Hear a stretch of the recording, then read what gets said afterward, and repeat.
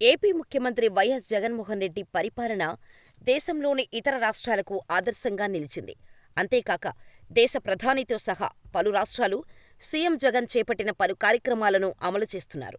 CM Jagan అధికారంలోకి వచ్చిన తొలి రోజుల్లో కరోనా విజృంభించిన సంగతి తెలిసిందే. ఆ సమయంలో వైఎస్సార్సీపీ ప్రభుత్వం ఎంతో అద్భుతంగా పనిచేసింది. ఎప్పటికప్పుడు ఆరోగ్యపరంగా కట్టుదిట్టమైన చర్యలు తీసుకుంటూ ప్రజల సంక్షేమానికి పాటుపడింది. తాజాగా కరోనా సమయంలో వైసీపీ చేపట్టిన అంశాలను ప్రస్తావిస్తూ నటి పూనమ్ కౌర్ సీఎం జగన్ను ప్రశంసించారు. టాలీవుడ్ హీరోయిన్ పూనమ్ కౌర్ గురించి ప్రత్యేకంగా పరిచయం అక్కర్లేదు. అనేక తెలుగు చిత్రాల్లో నటించిన ఆమె మంచి గుర్తింపు పొందారు. తరచూ ఏదో ఒక అంశంతో ఆమె వార్తల్లో నిలుస్తున్నారు. సమాజంలో జరిగే అంశాలపై, సినీ ఇండస్ట్రీలో జరిగే వాటిపై ప్రస్తావిస్తూ సోషల్ మీడియాలో పోస్టు చేస్తుంటారు. తాజాగా ఏపీ ముఖ్యమంత్రి వైఎస్ జగన్మోహన్ రెడ్డిని ప్రశంసిస్తూ పూనమ్ కౌర్ ట్వీట్ చేశారు. కోవిడ్ మహమ్మారి విజృంభించిన సమయంలో చేనేత కార్మికులకు వైసీపీ అండగా నిలిచిందని, వారి కోసం చాలా మంచి పనులు చేసిందని ఆమె ట్విట్టర్లో పోస్ట్ చేసింది. అలాగే చేనేత కార్మికుల సమస్యలపై క్రియాశీలకంగా పనిచేసే కార్యకర్తగా చెబుతున్నా ఇది చాలా గొప్ప విషయమని ఆమె ట్వీట్ చేశారు.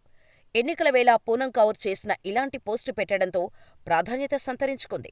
అంతేకాదు, నటుడిగా మంచి గుర్తింపు తెచ్చుకున్న శివాజీ ఆ తర్వాత రాజకీయాల్లోకి వచ్చి గరుడ పురాణం అంటూ ఏదో చెప్పి ఉన్న కాస్త మంచి పేరును పోగొట్టుకున్నాడు. ఆయనకు కలిసి వచ్చిన సినిమాల్లోనే ప్రయత్నాలు చేసుకోక అనవసరంగా రాజకీయాల్లోకి వచ్చి విమర్శల పాలయ్యాడు. ఆ తర్వాత కొన్నాళ్లపాటు సైలెంట్ అయిన శివాజీ మళ్లీ బుల్లితెర, వెండితెర మీద కనిపించే ప్రయత్నాలు మొదలుపెట్టాడు. బిగ్ బాస్ ద్వారా తిరిగి క్రేజ్ సంపాదించుకున్నాడు. ఇదే సమయంలో ఆయన నటించిన 90s వెబ్ సిరీస్ కూడా మంచి ఆదరణ దక్కించుకుంది. దాంతో శివాజీకి మళ్లీ ఇండస్ట్రీ నుంచి అవకాశాలు పెరిగిపోయాయి.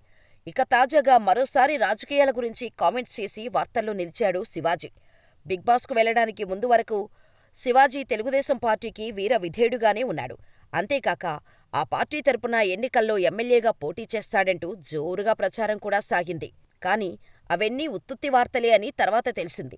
ఇన్నాళ్లు పవన్, చంద్రబాబులకు మద్దతుగా మాట్లాడిన శివాజీ సడన్ గా తన మాట మార్చారు. తాజాగా ఆయన టీడీపీ, జనసేన పొత్తు గురించి మాట్లాడుతూ సంచలన వ్యాఖ్యలు చేశారు. జనసేన వల్ల టీడీపీ ఓడిపోతుంది అన్నారు. ఈ సందర్భంగా శివాజీ మాట్లాడుతూ జనసేన వల్ల టీడీపీకి నష్టం వాటిల్లే ప్రమాదం ఉందా అంటే నేను ఒక్కటే చెబుతున్నాను. సెంట్రల్ ఎలక్షన్ కమిషన్ ఇచ్చిన నివేదిక ఆధారంగా గత ఎన్నికల్లో జనసేన వల్ల టీడీపీ సుమారు 16 నియోజకవర్గాల్లో ఓడిపోయింది. అసలు ఈ రెండు పార్టీల పొత్తుల గురించి నాకు ఓ క్లారిటీ లేదు. రాజకీయ పార్టీలు వాళ్ళ అవసరాలు, అవకాశాలు చూసుకుంటాయి. వాటి గురించి మనం పెద్దగా మాట్లాడుకోవాల్సిన పనిలేదు అని చెప్పుకొచ్చాడు.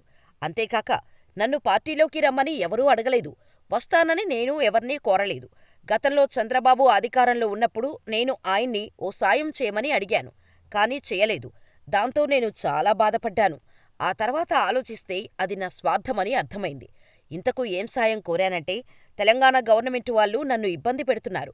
వాళ్లపై కంప్లైంట్ ఇవ్వడానికి ఎఫ్ఐఆర్ విషయంలో సాయం చేయమని అడిగాను. కానీ చంద్రబాబు గారు స్పందించలేదు. కానీ ఆయనపై నాకు కోపం లేదు.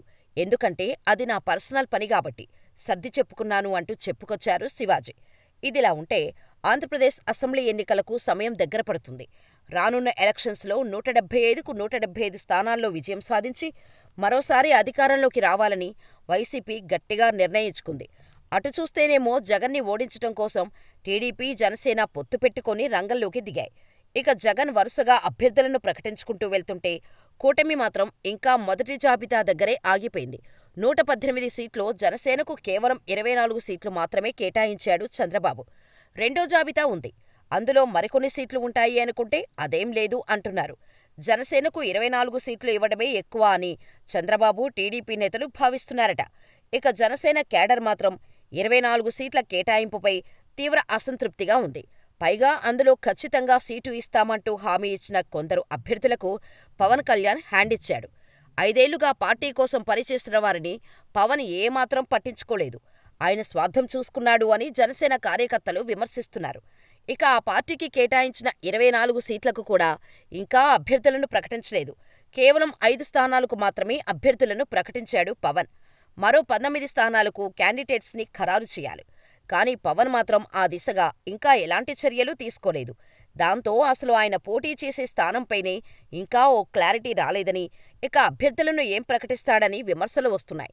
అంతేకాక 19 మంది జనసేన అభ్యర్థుల ప్రకటనకు సంబంధించి ఏపీ రాజకీయ వర్గాల్లో ఓ ప్రచారం సాగుతోంది.